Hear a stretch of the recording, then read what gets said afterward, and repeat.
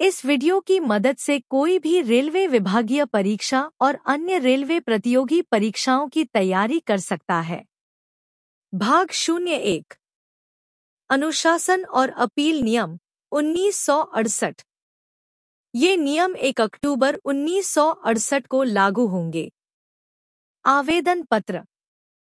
ये नियम प्रत्येक रेलवे कर्मचारी पर लागू होंगे लेकिन लागू नहीं होंगे।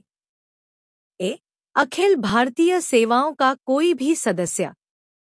बी रेलवे सुरक्षा बल अधिनियम 1957 में परिभाषित रेलवे सुरक्षा बल का कोई भी सदस्य।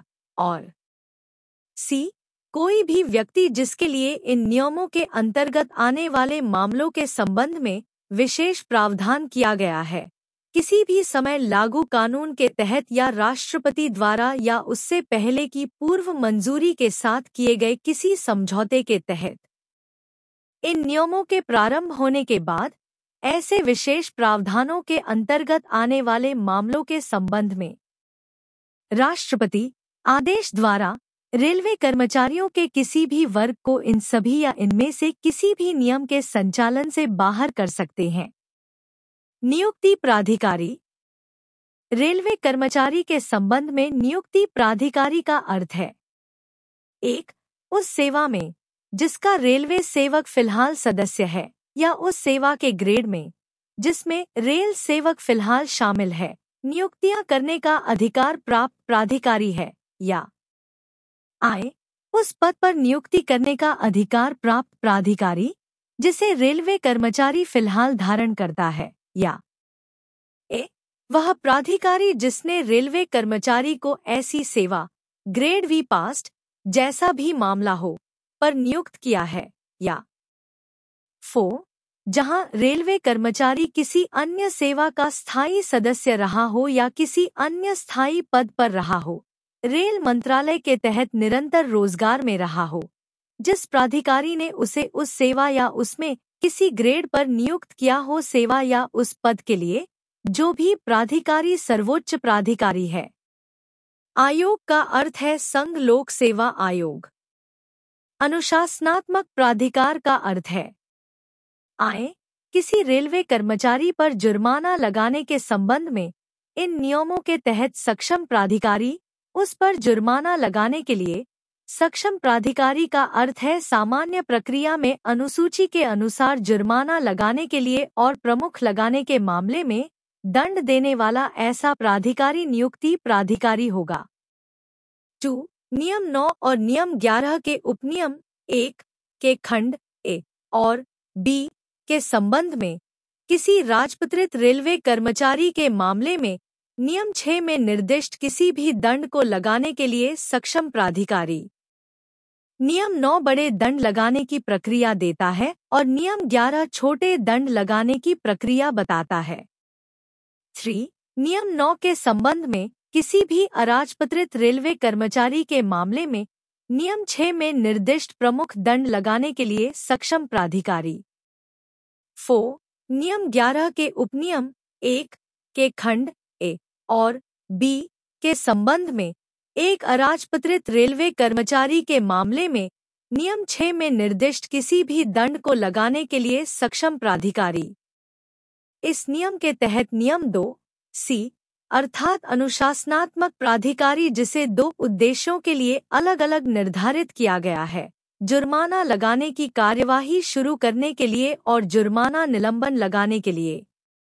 इसका तात्पर्य यह है कि राजपत्रित अधिकारी के मामले में केवल मामूली जुर्माना लगाने के लिए अधिकृत प्राधिकारी द्वारा भी बड़े दंड की कार्यवाही शुरू की जा सकती है। सजा केवल विशेष दंड लगाने के लिए सक्षम प्राधिकारी द्वारा ही लगाई जा सकती है।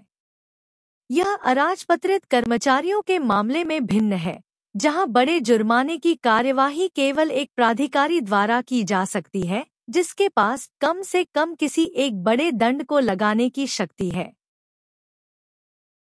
निलंबन। निलंबन का मतलब रेलवे कर्मचारी की आधिकारिक गतिविधियों का निलंबन है। निलंबन कोई दंड नहीं है। निलंबित करने हेतु सक्षम प्राधिकारी। रेलवे कर्मचारियों की श्रेणियां जिन्हें निलंबन के तहत रखा जा सकता है और जिस प्राधिकारी द्वारा उन्हें ऐसा किया जा सकता है, वह अनुशासन और अपील नियम 1968 की अनुसूची I, II और III में निर्दिष्ट किया जाएगा और संक्षेप में नीचे बताया गया है।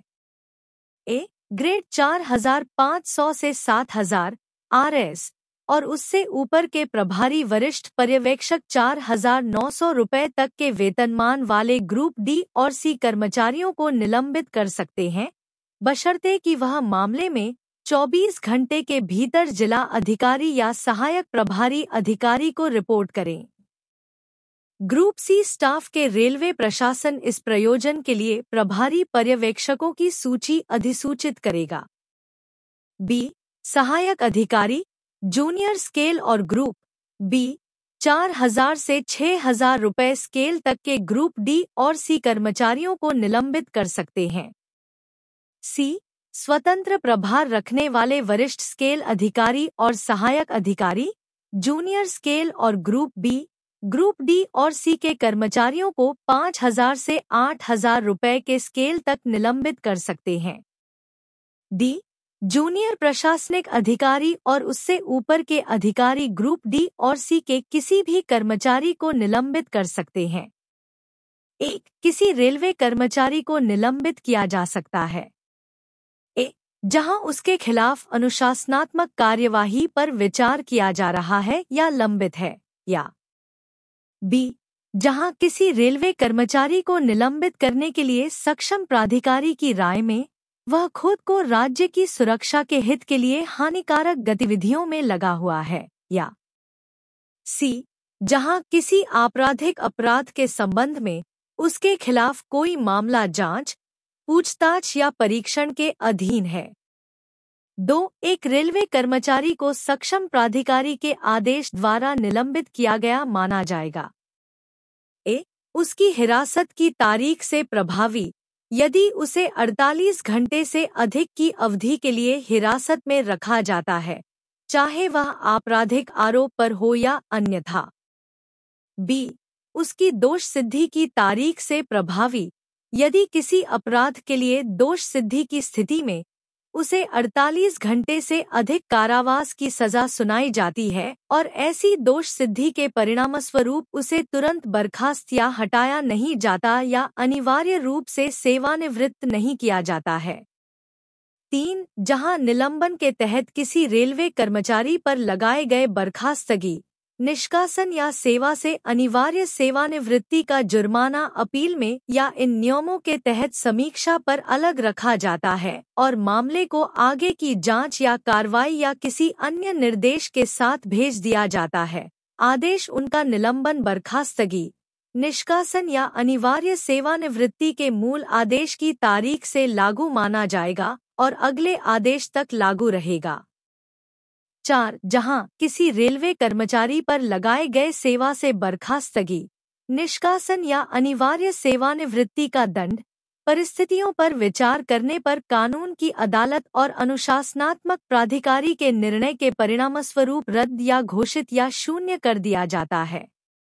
मामला उन आरोपों पर उसके खिलाफ आगे की जांच करने का निर्णय लेता है जिन पर मूल रूप से बर्खास्तगी, निष्कासन या अनिवार्य सेवानिवृत्ति का जुर्माना लगाया गया था। रेलवे कर्मचारी को सक्षम प्राधिकारी द्वारा निलंबन की तारीख से निलंबित माना जाएगा।